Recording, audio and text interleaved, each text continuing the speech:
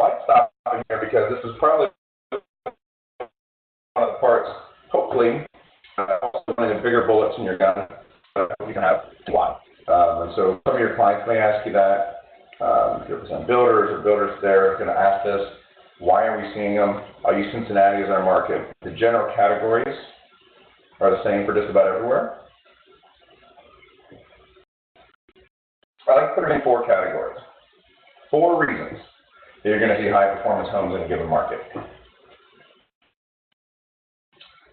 Carrots, sticks, I call buying organic, and ship cutbacks.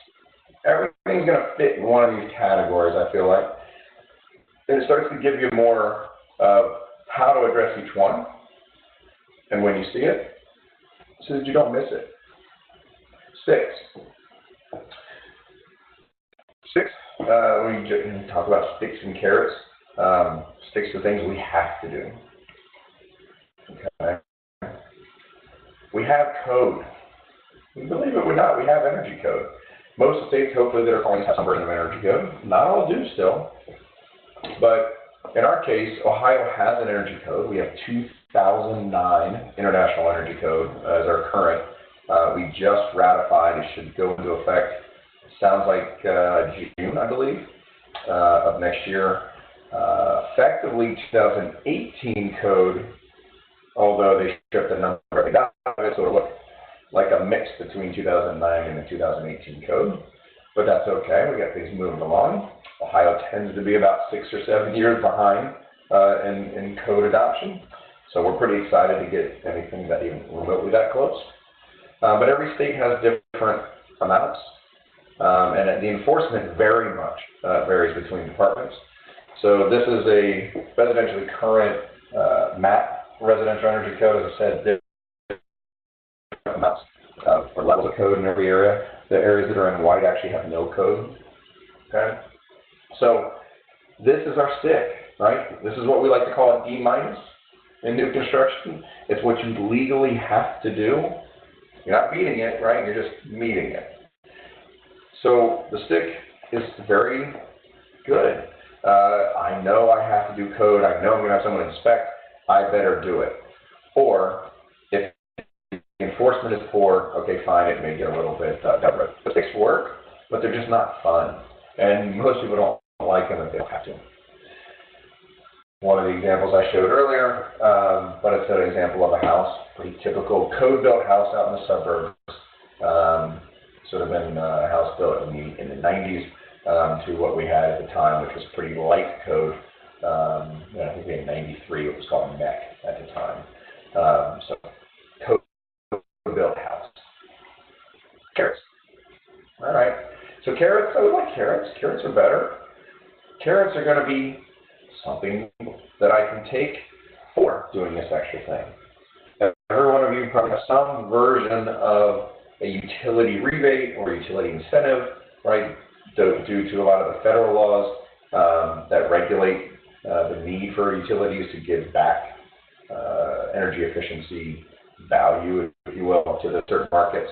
In our particular area here in Cincinnati range, we have Duke Energy, and we have rebates. So when we look at rebates, they're very simple, they're prescriptive, they're easy to figure out. I know that if I do a heat pump water heater, I get $350 back from Duke. Thank you. Super easy, right? Geothermal, I get a $400 rebate from Duke. Thank you very much. Makes it very simple, right, for us to go do, and then to have this dollar that's attached to it. It's a coupon, right? We'll take that. I appreciate it. Is there more? Of course. These are some of the lowest hanging fruit that we're going to have. When we get to the top end of the carrot category, might be something we see in City of Cincinnati as a tax abatement. And so, assuming, let's just say, half the people that are on this are in Cincinnati and half are not, I'll assume that we don't know about the tax abatement.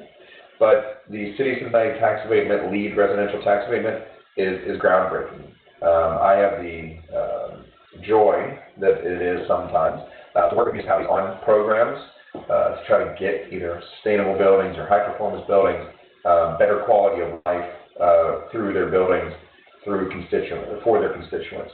I've worked with a lot of municipalities, and when it comes to the green world or high performance world, City of Cincinnati and then City of Cleveland has one very similar, are literally the most powerful incentives there are for a true dollar outcome for what you put in the entire country. There's a tax credit in New Mexico that kind of comes close, and then after that, there's nothing for the next big thing is probably New York, and it's about half the amount of actual financial incentive. So the City of Cincinnati, our residential programs, this is for 1, 2, and 3 unit buildings. We have a commercial program that does similar things for multifamily and other commercial buildings. But in Cincinnati, you basically get a tax abatement for doing work in the city. So that means the property taxes you pay on your house would be abated for the improved value. So if you're remodeling a house, you've got a house that's worth, let's say, $200,000 according to your auditor. You put $100,000 worth of rehab, right, investment into it. Then let's just assume it's worth exactly that. It's worth $300,000. That $100,000 of improved value that you put in, you would not have to pay taxes on that, again, in the City of Cincinnati, for just any reason, for up to 10 years. There's a cap up to $275,000 for that. And this is something that City of Cincinnati and Cleveland both put into place 20 years ago just to get people to move in the city. Well, a little over 10 years ago, we had the idea to say, hey, what if we put a high-performance building program, in this case we used LEED certification as the metric, that would say we'll give you more than that. So if you do remodeling or new construction and you go LEED, there's been changes over the years, but right now what it currently is, it goes up to 15 years. So if your house gets certified LEED, whether you remodel it to LEED or it's a new construction to go to LEED, it gets 15 years of tax payment for the improved value of the house, up to different dollar amounts based on what level of LEED. $275,000 for certified, $400,000 for silver, $562,000 for gold, and unlimited for platinum. So as you can imagine, big deal when it comes to the incentive. Now, one other one I'll just sneak in here and tell you, you can see it, you'll see up in the HERS piece, obviously HERS qualified. We also snuck in one of those, council wanted me to write up one that allowed for maybe a lesser scope and scale of rehab, the HERS index. We'll talk a little more about that, but it's just the energy score of the house. We snuck one in there for a 12-year. But on the LEED savings one, just to show you how powerful it can be, and to give you an idea how this ends up moving the market, got a little calculator here. So if you had a $400,000, let's say, new construction house, the land was worth $50,000. That's the $50,000 here in the yellow box. So the assumed market improvement value, right, in that case would be $350,000. The city's standard tax abatement, so if you didn't do LEED, you just did it on your own over the lifetime, which would be over that 10-year, total tax savings for their abatement program is $61,875. That's great, but then go next to it, it says, okay, City of Cincinnati's LEED silver tax abatement savings is $118,000. So if you were to get LEED certified, actually LEED silver certified on that house, it'd be $118,000, and I kind of show the differences down there. So $56,000 additional to go LEED certified. So as you can imagine, when somebody finds out that, what do? Right now in the City of Cincinnati, over 90% of all new construction goes LEED certified. And we're going to be, at the end of this year, with some of the adjustments we make, it'll probably get darn close, probably 35, almost 40% of all significant rehabs. They're tracking for, they're trying to get up to around 50% of all significant rehabs to go LEED. Very big deal. Now, it's also because we have unlimited stuff. I'll show you these at the top of the market. Let's say you had $1 million house. And you can see how this drives the market. $150,000 land value, $850,000 improvement value. Shows you the differences. Total tax savings. If you go LEED Platinum, this is what happens because they all go to LEED Platinum. This is why in the City of Cincinnati we have more LEED Platinum houses than the next 4 states combined. $286,875 on $1 million house is what they save in property taxes. We have pretty high property taxes in Cincinnati. Do you think somebody makes that decision to go LEED Platinum? Pretty often, yeah. Dollar amount runs it, it happens. Okay. Well, not everybody has carrots, and not everyone, as we talked about, even has sticks. Don't buy organic. If you're in front of me, I would ask you to raise your hand, everyone that even buys one thing organic when you go to the grocery store. Even just one thing. But what I'll usually get from my classes, I'll usually get incredibly bigger numbers. About 70–80% of my classrooms will usually have a hand up. And so then I will ask, why? Why do you buy organic? You get a range of answers, right? You'll get, well, it's healthy. I read an article about the pesticides that go on these things. I can't unknow what I know now, right? So you can't unknow that. I've had people tell me it tastes better, right? What I won't hear, and unfortunately, I hope this switches someday, is how cheaper, right? Organic right now in most markets, I would say, is more expensive. So we choose something that does have a greater cost, right? But for a benefit that we can't see per se, maybe we can taste it, but we understand it to be of value. And the market, as much as maybe organic's been around a long time, is moving toward that pretty rapidly. Don't discount the individuals who know something now, who feel something, who are passionate about something. Remember, we showed some individuals would pay up to 10% more. Don't discount those individuals. On the buy side or the sell side, it's very important. If they're on the sell side, you better understand that's where they're coming from, right? They feel it. Maybe they know about the health of the house being very important because they have asthma or their child has asthma. That is incredibly important personal to them. And if you don't understand that theory, you won't understand why they're upset that someone won't pay the amount of money that know that that's worth, because they spent so much time, energy, and maybe money to make their house so healthy. And they want to make sure that value goes transparently to the next party. And vice versa on the buy. Okay? Don't discount these individuals, because we are these individuals in different ways. The things that we can't unknow. So one of my homeowners, there is not $1 of incentive for what he did. There's not $1 of or one leverage item of stick. There's no code that he had to hit when he built this.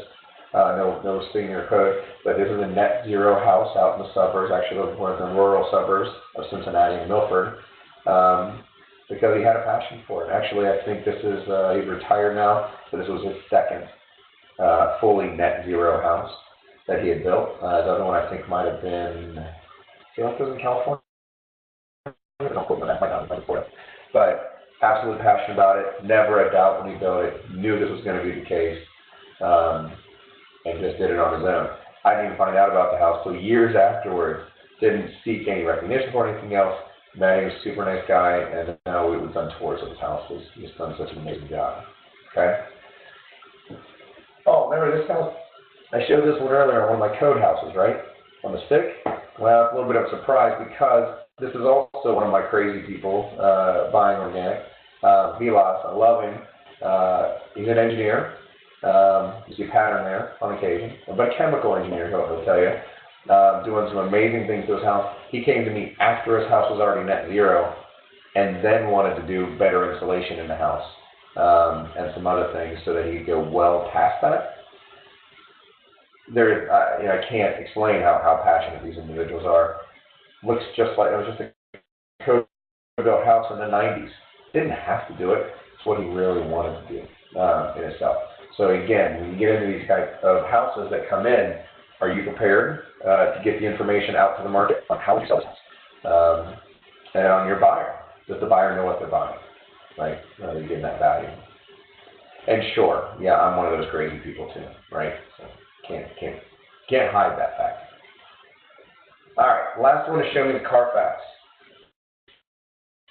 Hurricane Andrew, it's happened since, but this one I remember. Hurricane Andrew, 1 week after Hurricane Andrew rolled through, there was what is it, 300% increase in cars from the impacted area that jumped on Auto Trader at the time. Auto Trader made a big deal about it, like, you know, all these new cars coming on.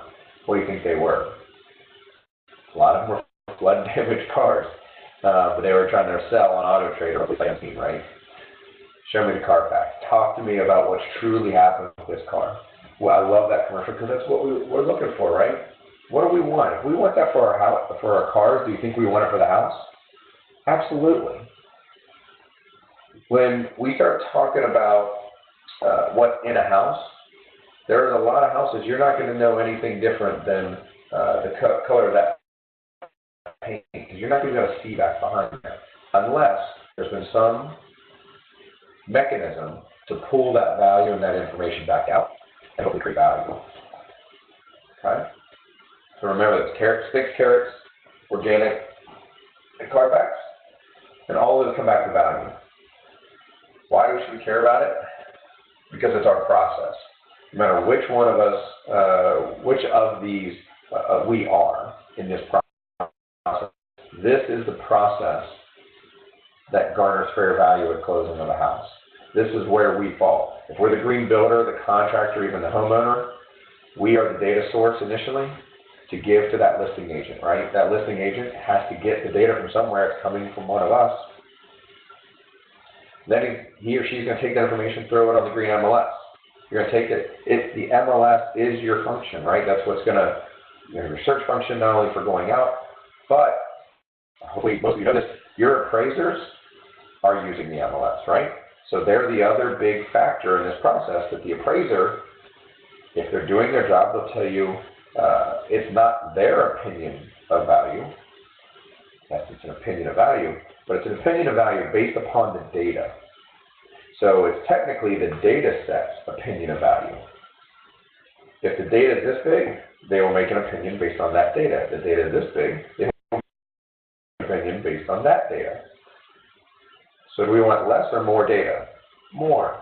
This is why this is important. If we can get that data to the appraiser, and if the appraiser is doing what they're supposed to do, then they are going to take all available data, assuming they know how to interpret it, and they are going to do just that. They're going to put that into the hopper and come out with a number. That's what we want. More data is better for all parties. Or is it?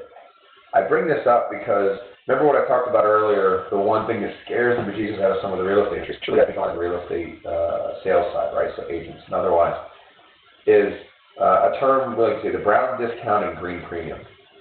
We talked about the premium, right? So what would people pay for a home that is green? So I got a LEED certified home, will I pay 4% more? Okay, sure.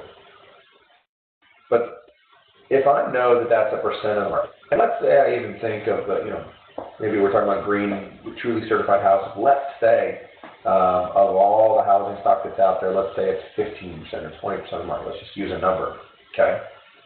Well, that means 80 or 85% of the market is not that. And so the concern is, does it now, if all of a sudden all pieces of data were transparent, you now know, walking into a house, everything behind that wall, does it have insulation? Does it have good insulation? Does it have healthy insulation, right? If I could know the indoor air quality, if I could know the deferred maintenance kind of problems that are associated with things that haven't been taken care of, right? Could be the value of the boiler slash water heater slash furnace. Not just the age, right? But the value. If I could know all of that super easy and transparently, how many houses do you think would actually go down in value, right? Because those are hidden costs, deferred costs, deferred maintenance costs. Quite a few. And so what scares the market is that the average realtor, right, is not selling all brand new high performance homes. The average realtor is selling all homes. And so they're concerned that the average home they're selling would actually lose value because the consumer would know more. Now, we all can't say that out loud, right? Nobody is going to say, I don't want people to know more. But what we can do is be concerned that there is such a thing as ground discounting. Yes, when Austin applied the automatic audit, right? You have to do an audit now at resale of every house. Portland's doing now. When that got applied, the market adjusted. Kind of interesting. It adjusted to immediately a brown discount. A lot of houses that got shined a bright light on things are there. Trying to sell for $150,000 could not sell for $120,000. Okay, is that wrong? It hurts the individuals that were in that house before, but it's absolutely helped to the buyers. Over time, that adjusts, and that's very important because that is what we need. None of us are going to say we want less information. Unless we're trying to hide something. Like, at the end of the day, we need that information so the market to be equal. It's not equal now when we don't have that information. All right. So this leads us to the Green MLS initiative. This is what it's all about. The goal, pretty simple, data. It's just trying to say, look, the MLS is all these data points. Hopefully some of you, we sent out some papers before, you might have seen those. We actually have MLS data sheet in there, slides over here in a second. But it's hundreds of data points, right? Granite countertops and two-car garage and finished basement. So all these data points are in there. But green data points may or may not be in there, and this is a focus on getting those type of items in there so that we can collect that data and they'll support it. That's it. That's it. There's a roadmap. I was going to Greenbuild. Greenbuild is our Green World's Super Bowl. Actually, it was last week, by the way, for us in Chicago this year. It rotates around. As a matter of fact, if I'm not mistaken, I believe it was Chicago's one that I did this in 2010, maybe. I think that's right. So walking around Greenbuild, just about the entire McCormick Place Convention Center of Chicago was taken over. It was at that time, it was even 2 different sections. It's so big, it's massive. Tens of thousands of people come to this thing. And you're just walking around booth to booth to booth. You're seeing, Home Depot and Owens Corning and Kohler. And these massive booths with just massive amounts of money spent. And as you're walking down the aisle after aisle, literally you're walking for like miles on these things. Wear very comfortable shoes if you ever go. The booths get smaller and smaller, and you can tell the budgets get smaller and smaller. Most people, I don't think, even make it to the very end. That's if you're not getting it. You had to be within the last 10 booths of maybe 1,000 booths. I saw this little booth, and I swear the sign might have been handwritten. It said, "Greening the MLS." A nice young gentleman sitting there, suit and everything else all done up. Just super eager to have anybody even make it to that corner of the convention center, let alone the fact that I actually stopped, look over, and all right, I'm intrigued. Talk to me. What is greening the MLS? So he said to me, and I, again, with my background in construction and everything, I was here, and everything else, I know the MLS really well. My mom was a realtor for 15 plus years. At the time, I wasn't yet, but I worked with realtors for years and years. I knew pretty well, but one thing I don't think I really paid much attention to was the fact that there's 830 odd MLSs in the U.S. And so there is some standards that you're supposed to use for the MLS feature, so that you can go in and search and do all that. But they're pretty loose for the most part. And if you ever make a change, you can't just make a change and say, here you go, now all of you change it, because all 830 some odd of them operate independently as separate organizations. So if you ever want to know how to do it, you go to greenthemls.org, and if your local community thinks this might be something after we talk here that they're interested in, it's an amazing roadmap. It's how we started. It's how he pointed me out. We got on, and we learned that the real estate, the REPS fields, and for those of you that are agents or even appraisers probably know this, the REPS field is that standard that's out there. And there was a mandate in 2010 actually to implement all these new fields. There's still hundreds of MLSs that haven't done it even today in 2018. So it's not really highly enforced. But we had some fields in those new mandates that talked about what we do, which is awesome. We had actual green certification pieces. So right next to, does this house have a 2-car garage? Does it have a green certification? If so, which certifying body, which year it certified, which rating? That was available. It was on the shelf for MLSs, and every MLS, like I said, is different. They could choose from those to put in their MLS input sheet that then took that data and then put it out. Not many did, right? It wasn't some rapid thing. At the time in 2010, which I think it was, he had told me that probably 100 plus of the 800 had some green features, and that little organization where their job was all nonprofits and most of them barely funded to just help, right, and as much as they could. God love you. It's amazing that you're having this amazing process. I'm sure I'm not crazy enough to tackle it. I was very wrong, clearly. We ended up just a couple years later in the US GBC, Southwest Ohio area, Cincinnati. We ended up coming up with it as our initiative in our residential committee, and became a crusade that lasted about 3.5 years. That did result in private conversation today. So, what's in it for everybody? It was actually pretty simple if we listen to what I've already been talking about. It's not too crazy. First, it's value. Let's talk about the realtor, the agent, fine.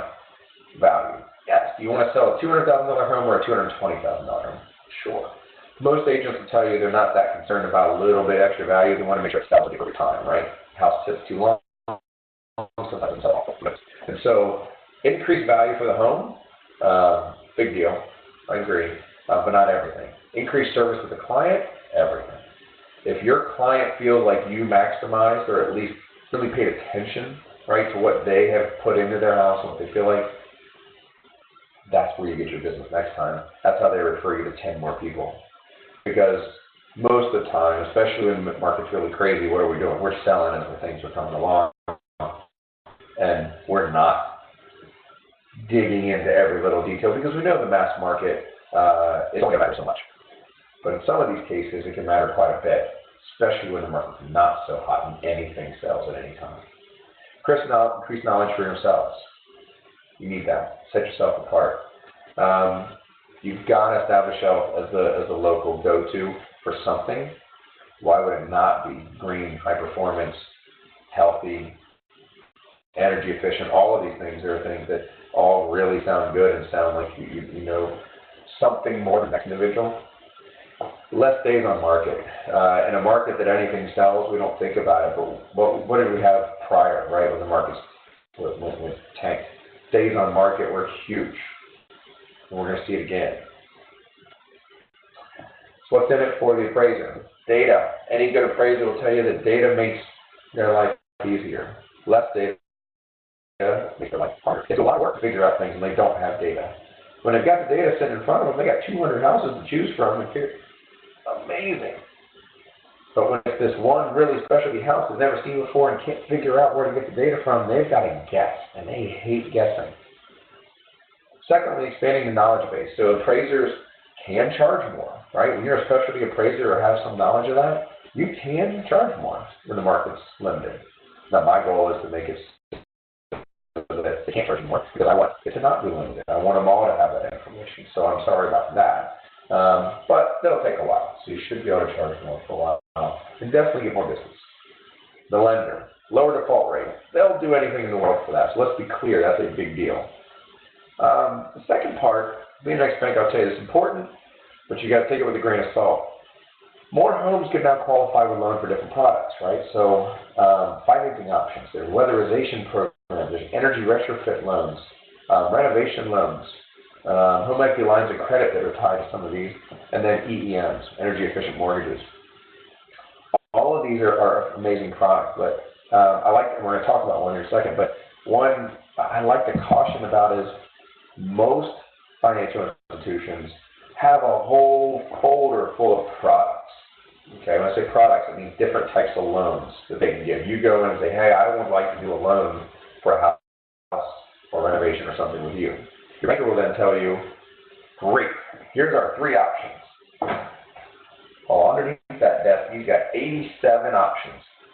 But he or she only knows those 3 very well. Those are the 3 he uses. Those are the blunt instrument that they use for every possibility. One, for no other reason, they know it well. And the others, they don't know well. And they don't want to get into a situation where the financing or the administration of the product, they don't know to hold up your process. That's a fair assessment.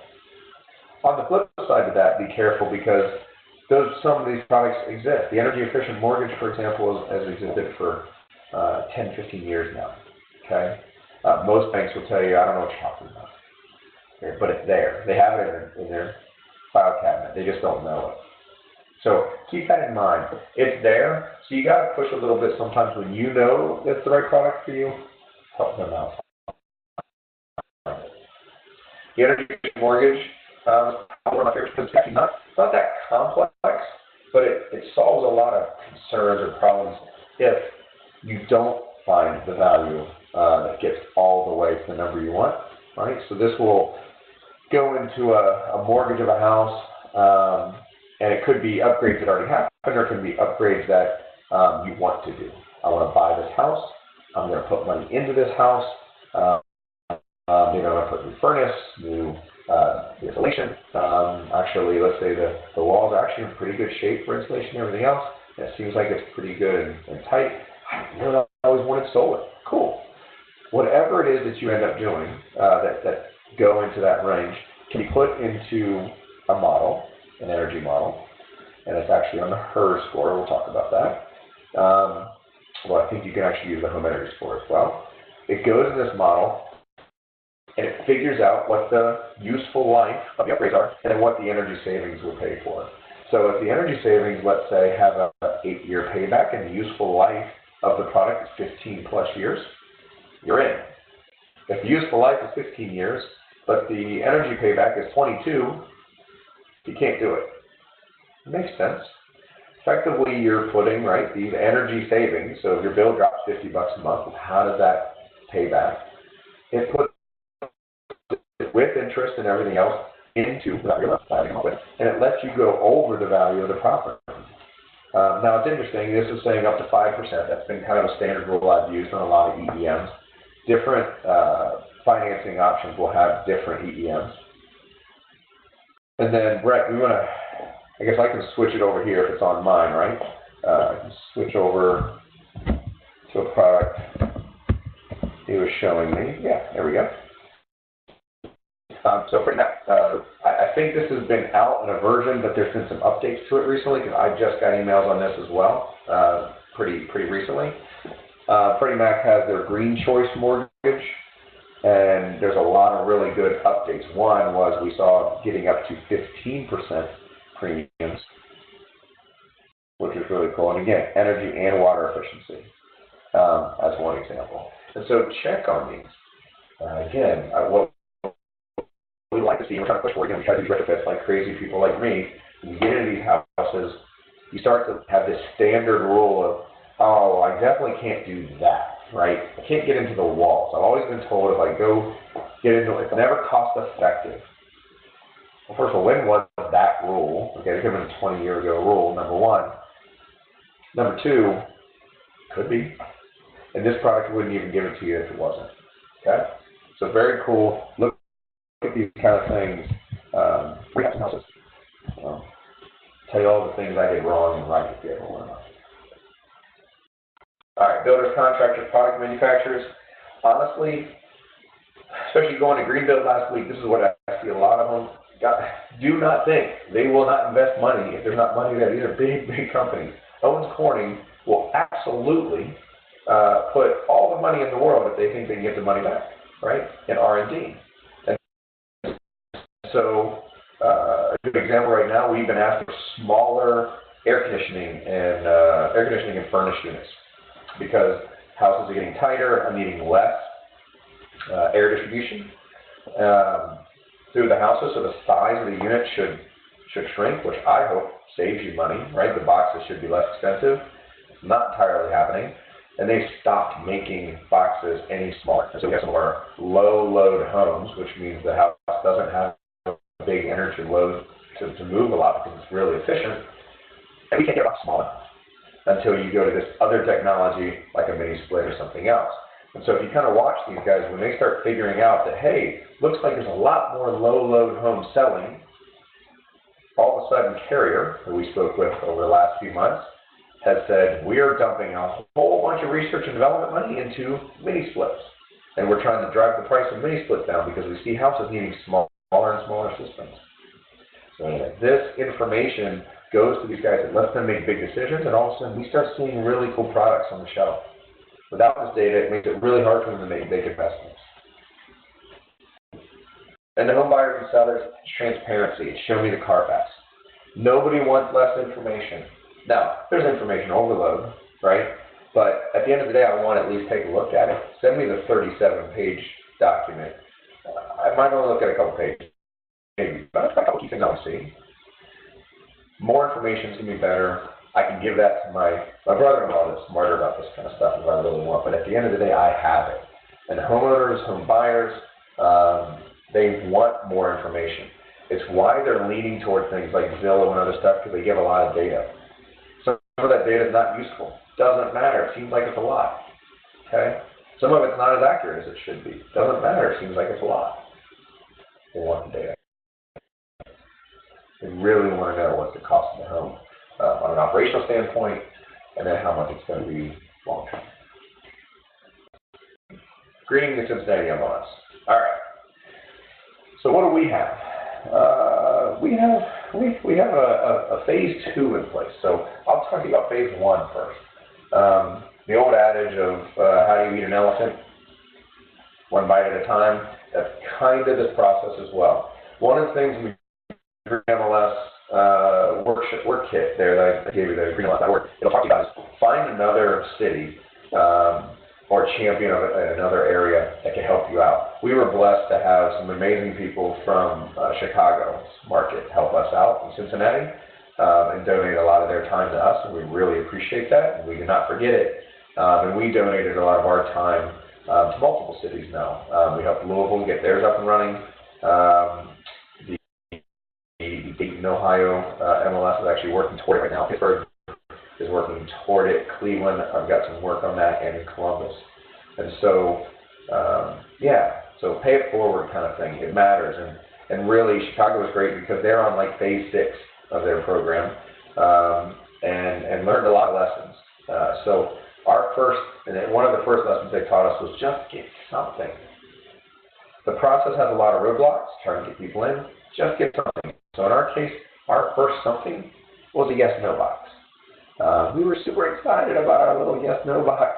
You'll see here in the picture, if you guys are looking, this was our listing input sheet. And in that sheet, the second item down, by the way, on the second page, we got on the additional criteria page, not even on the general criteria, we got to additional criteria. On the second one down at the top of the sheet, energy/green features, yes or no. Oh my gosh, we were so excited. We got a checkbox. That meant at that point that, and this was a lot of work to get to this point, but at that point, we could now ask, do you have any homes for sale that have energy or green features? I go to buy houses, and I would ask that. And so the agent, let's say my representing agent, could go ahead and say, let me look, and they could go search. They could then come back with a list of ones that people check that box. Now, at first, that seems amazing, right? Well, great, I'm sure a bunch of houses would show up. Well, maybe. But if I didn't teach all the agents when to click that box and when not to, how good's your data, right? If the data that goes in is not very good, then kind of the outcome's not very good. So, unfortunately, even the start of that did start with some training, but it was a beginning of a process. So just getting it fact that we had a yes or no. In our case, what we did, we made then a green features checklist. You'll see here in a minute, there's the Appraisal Institute's green addendum, which is what we're using now. It is basically built, and it feels like a 6-page form not really, don't get too scared about being 6 pages because it's a couple pages of definitions. I think 2 of those pages are just solar. But one of the things that we needed to get through just to get something started was the Cincinnati board and group said, let's try to get it down to 1 page, because I don't see us getting an addendum of any sort that was going to be 6 pages. And so in our case, what we had to do is I basically took that addendum and I squeezed it into 1 page this side and then definitions on the other side. And that was important because that was manageable. It was manageable not just for the agents, but this became, and it still is, although I'm actually transitioning back to the Appraisal Institute form, became a form for our contractors. So you hire a contractor to do some work for you, you better have this form. Come on out, fill all this information out, right? Because they're the one that did it, and then put it in the system for you. Right? This is all we had. This was our phase 1. Phase 2 was what I really wanted, because now we're going to talk to the appraisers. The appraiser finding out whether there's green or energy efficient features, not useful. It doesn't tell them what. Big difference between having a little bit of insulation maybe added someplace and putting a 12 kW solar package on it, or even being LEED certified. Okay. So phase 2 was get all of the features that were on that sheet and that are on the Appraisal Institute's form, get them all in there. And we did. Chicago said they were jealous because it took them like 4, I think, tries at it. To get all those kind of features in, but still, unfortunately, it took us over 3+ years, and Louisville got it done in like 4 months. So couldn't be too jealous of us. It took us a while. We got them in though. Biggest thing for us, and I want you guys to know, this is where the separation is going to be for today. There were home certifications like LEED, Energy Star, the HERS Index, or Home Energy Score. 8 of those. Those all require supporting documentation. You have to have the certificate uploaded as proof. You can't just say, yep, I'm LEED certified. Okay, well, show me the Carfax, right? So show me the LEED certificate. Energy Star is a big deal for that. And a lot of people get Energy Star appliances, right? I'm Energy Star, a certified house. No, you're not. Very different, right, between buying a refrigerator and actually certified house. The rest of it is features, like we just talked about. Could be Energy Star appliances. Could be a geothermal system. Could be more insulation in the attic. Those features, and there's 80, I think it's actually 80 of them, if I think that's correct. 80 of those. Those are all identified separately. That will be the basis of our 201 class, of you guys becoming experts in these features and the details around these features. We'll talk about them intelligently. Okay. Let me show you what some of these look like. So, we still have our Energy Green Features checklist up there, but if you look down now you're going to see some of the certifications. Okay, so this is how we would input that information and how we would get individuals to see it at some point in the future. Energy Star, Indoor Plus, HERS Index, HERS rating. You could even search, in our case, we have a function in there to search for a range. You just wanted to see HERS indexes that were below 50. You could do that, okay? Living building challenge, passive, all kinds of fun stuff. Next, give the features, and there's a lot of them, right? And we have them separated in categories: indoor water, indoor air quality, insulation. And what's great about this gives you some idea of what's important. Now again, we use some guidance already with the Appraisal Institute, and we also know our local market, so you have some ability to make this custom to your area. But this is a big deal, right? So we put things in here that we know had value, but also items that we might see. And this is our sheet. And actually, I think the most groundbreaking thing that we did, and it's not groundbreaking at all, matter of fact, we kind of stole it from the Southern California sheet, was at the top, in really small letters, you might be able to see up there in green, where it says, hey, anything in green you see here, this little triangle, will be energy efficient, high performance items. I know it sounds silly, but how easy is that we can scroll through this thing quickly and see green features. So we'll see that here. We'll see the rest of it if you haven't already looked at the sheet. That's a big deal. It really does start transforming the market. as far as what it is and what it means to be green. All right. So I do want to go into some of my home certifications, right? And this is where that separation comes in. So to be clear, as I said, green and high performance, yes, absolutely. It could mean getting LEED platinum house, right? And being at that high echelon and level. But it can also mean the feature.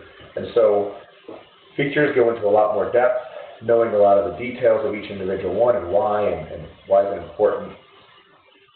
Home certification, and the home certification you'll see here, most of them are third-party certifications. That means that is not the homeowner certifying, hey, yes, I'm green. It's not even my builder, as I said. They'll all tell you that it's the high-performance home. So it's a third party, independent third party, someone like our company, of course, would come in that does not build the house, doesn't sell the product of the house, and doesn't design that. We're separate from that. And we're certifying this house has all these features and it performs this way. And it gives a lot of confidence to the buyer, the seller of what they're selling and the buyer of what they're buying, that this home will perform this way and use this house as an inspection, right? It's a pretty complex inspection in a lot of cases, but that certification is a big deal. Most of these programs also have what we call QA, quality assurance. So the program gets done by this third party that has a credential, and they're usually watched by some sort of oversight organization that's making sure that they're doing right as well. Okay. So those on our sheet show up in a big category up top of energy efficient, high performance features. Okay. That section to the left of that all green box up there, and you'll notice little green things pop up in the other areas, but this section was kind of the big section of this. But over on the left is certifications. And we very clearly put they must upload certifications. We did learn that from Chicago, and I believe that was in their like fourth iteration. They realized again how many people say Energy Star certified and just have Energy Star refrigerators. So uploading the certification to be able to prove it, big deal. Chicago taught us that. So these are the certifications that we have on there, and we'll go over a few of those so you have an idea where they fall in the market. This gives you kind of a reference of a number of these. Again, I want to clarify this. Most of these are national programs, and sometimes even international programs. But it does not mean that you'll see them at any great amount per market. Okay, so some markets will, for whatever intent, maybe there's a stick or a carrot, but they will have some of these certifications at a much greater amount than others. And keep that in mind. So for Cincinnati, we had to make that choice because one of the big things that our MLS board kind of came back, we were looking at certifications, because it made a cut of a listed out certification is, are there any in the area? If there's not, do we really want to waste a whole spot for it? So that might come up. So in our case, I like to do any of these certifications kind of in two categories. There's what most people are thinking about is like energy efficiency. Again, I think we just kind of start with our utility bill. We kind of package a lot of the stuff in that range. So there's energy only, and sometimes even just maybe water only or indoor air quality. So it's a very specific sustainability or performance track by itself. And then there's whole green certifications, okay, that are looking at the whole green picture and what they define as that. So in the energy side only, or even just track only, you'll notice at the bottom there is code, right, our D-. So energy code matters. If build a house right in Chicago right now, 2015 energy code in most cases. Build something in Ohio, it'd be 2009. Build something in Colorado, there is no mandated energy code in Colorado. Each area has its own if it adopts it. So code and what level of code will tell you a lot of things about that house. You know the minimum efficiency of the windows. You know the minimum efficiency of the walls. Okay. Past that, in the energy world, kind of the next big one is Energy Star. Energy Star is pass-fail. We'll talk more about that. But Energy Star is that next one up for us. Nationally, you'll see. And then you get to things like zero energy ready homes up at the top. And then you'll see something like CEUS being kind of our Ferrari in the energy world. In the green world, you're going to see things like green globes, although in our market we don't see that. Home innovation research, green, or NGBS green, we don't see that very often at all in our world. But we do see a lot of LEED. Okay, LEED's one of the only bigger green. We don't see a lot of other incentives we just talked about. And then you got living building challenge, which are truly aspirational and almost inspirational, net zero everything kind of program. You're not going to see a lot of it, but it's going to be driving a lot of design decisions for a lot of high energy places, and a number of other good ones in here as well.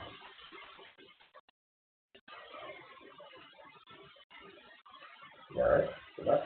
So the HERS index. Energy Star homes that have energy score. Those were our main ones here in Cincinnati that we saw in amount, like bigger amount of. Then we snuck in a few more in there, but those are the big ones.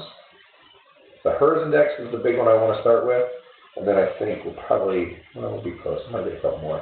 We'll be able to take our break.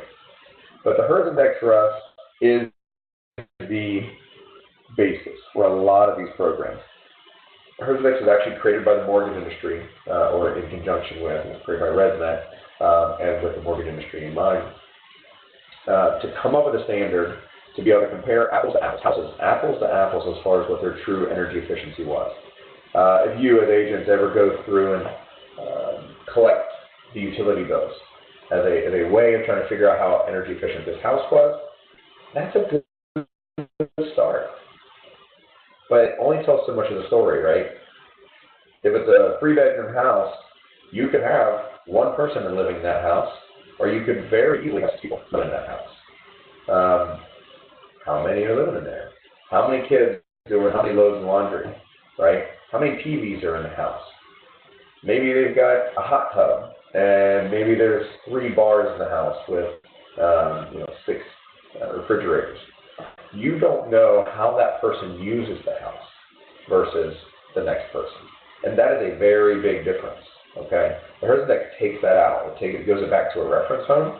And so this you can compare to house to house to house as if nobody's physically living there. It takes it to a base level, and it tries to just take that level and compare across the board. The score, you'll see the thermometer, that's the big one. Look at 0 at the bottom. Lower the score, the better. It's like golf. 0 means 0 energy home. So at the end of a given year, you have 0 net purchased energy. Maybe you bought a little bit in the summer, maybe you bought a little bit in the winter, but maybe in the spring and the fall, maybe you got a credit back. At the end, you had a 0 or better. Okay. Going up the scale, it says reference home at 100. Find a kind of starting point, but really where I kind of go is where code is. Code of 2009 energy code in Ohio. It's really close to a HERS 90, give or take about 5.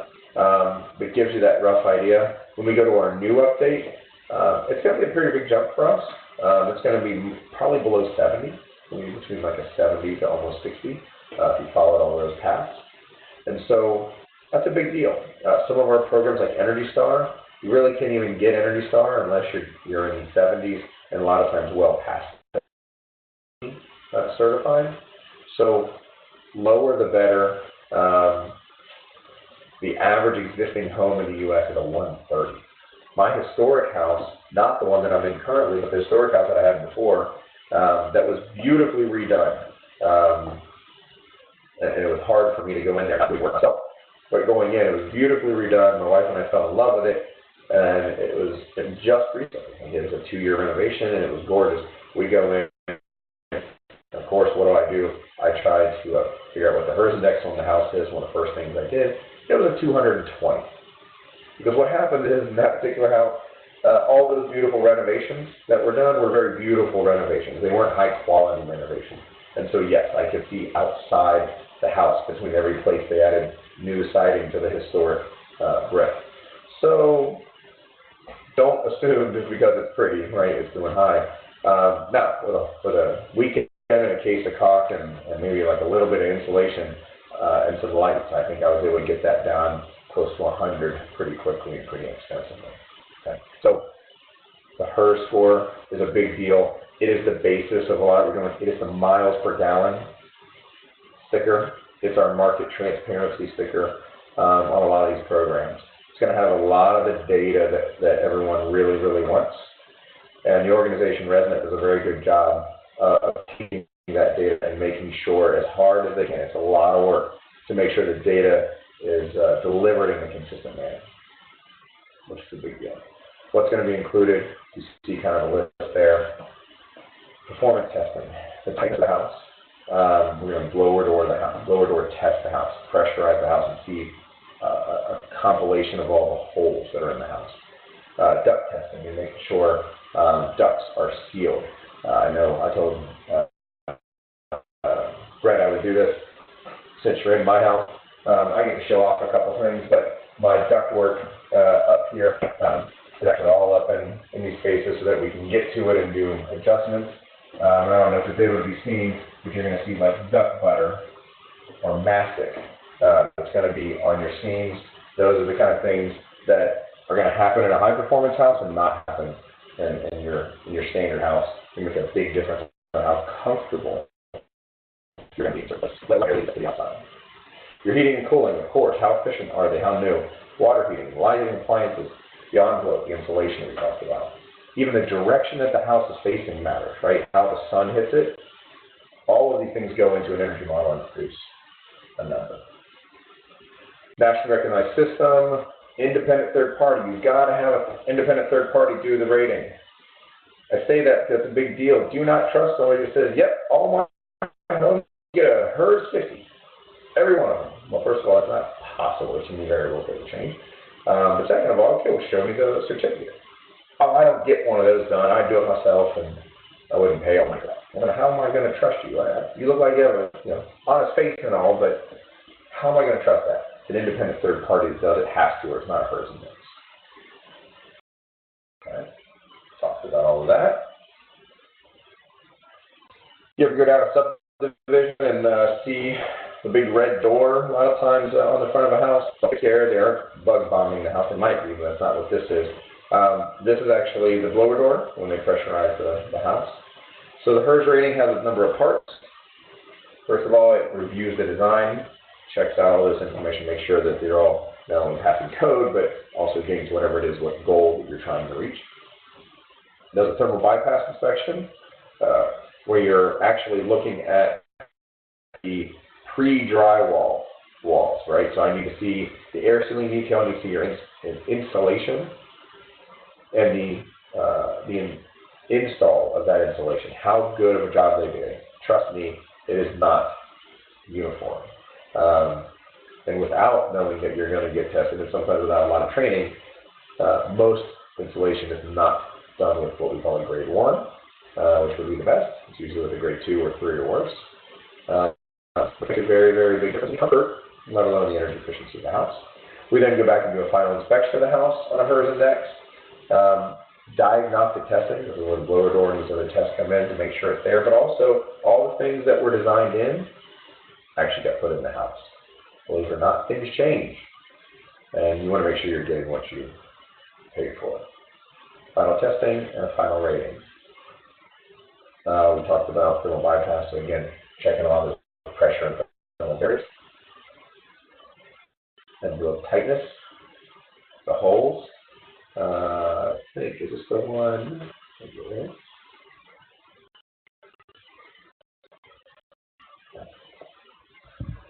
Yeah. And I'll leave it with this. So we go to our break. Department of Energy is one of my favorite quotes because it starts to visualize it. Until you've seen it, you need to hear this number. The average home has a half mile of gaps, cracks, and various holes that oftentimes lead 25 to 40% of the energy loss in the house. So it's one of the unseen items that without some of these transparent metrics like the HERS index and some of this testing, how would you know? I didn't see all of it when I walked into my house that I bought in Over the Rhine. I saw some of it. Some of it was pretty obvious, but some was not until you did those testing.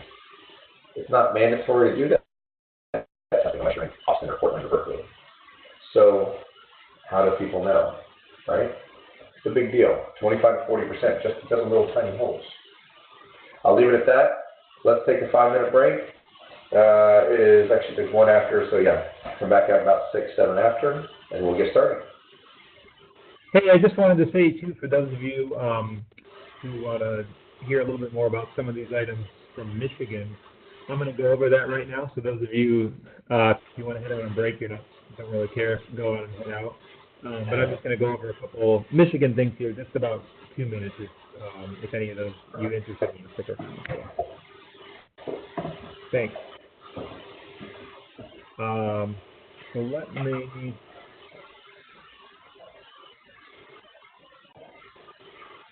take back over here.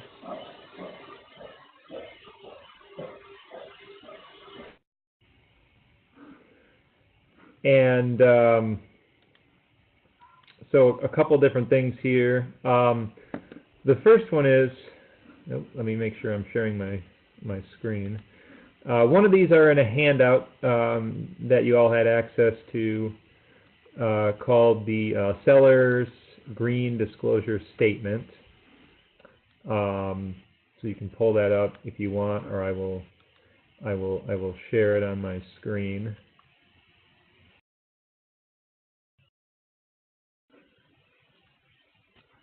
But yeah, real quick, going back to what Paul was talking about with carrots, something pretty innovative, you know, whether it's as innovative as what Cincinnati's doing would remain to be seen. But in Holland, Michigan, we have a new nonprofit called the Holland Energy Fund.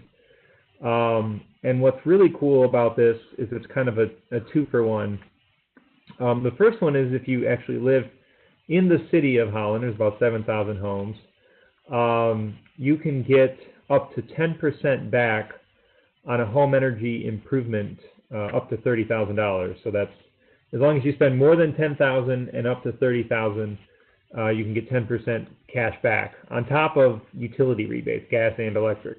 So that could even be up to, you know, another 10% depending on what you do.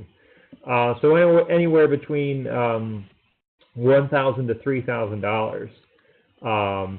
And then on the utility side, our entire state has on-bill financing approved.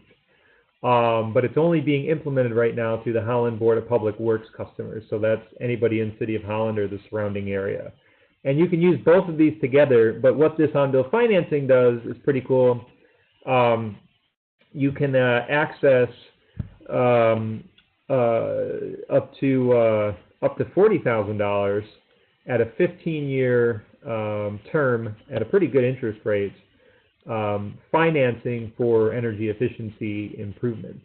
And again, you can still pick up the rebates on top of that. And so both of these actually both finance energy or fund energy and health, safety, durability, and water conservation as well. And so again, if you don't have good credit, or you just want to, you know, shift the risk, shift the utility debt, we call it, onto the utility company, the burden, you don't need a credit score on this either. So this requires a home energy score, test in and test out, so it has a third-party aspect and a rating label to it. And as a realtor, if you're working in this area, and somebody goes to buy a home, this is a great resource, because if the home's not in that great of shape, they can access all of this. And then if they are selling their home, they can actually sell this along with it, and it can, and the loan can shift over to the new buyer, who's, you know, reaping the rewards of the energy savings, but then, you know, will pay the rest of that loan off, or they can pay the loan off in the sales price. So that's something that I wanted to note. And then the let's see here, the green seller disclosure form.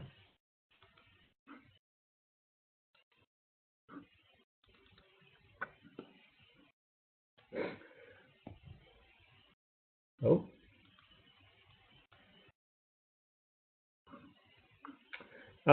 This was a consortium of West Michigan-based MLSs under SWMRC. And so this form is available now. It's very difficult to find, but you have it. And so this is where you can list whether a home is certified, upload the certificate, and then what kind of green features or what kind of green features from this list of choices come with that home. So it's not an automatic online system, but it can be uploaded as a form. I will tell you, when I purchased my home in Grand Rapids in 2011, we got our home Green Star certified to bronze level and dropped the HERS index from 130, like Paul said, the average home, to about 50. So it was a 50% energy cut or so. And we used this form along with the green appraisal addendum to borrow more money to actually pay for the project to get done.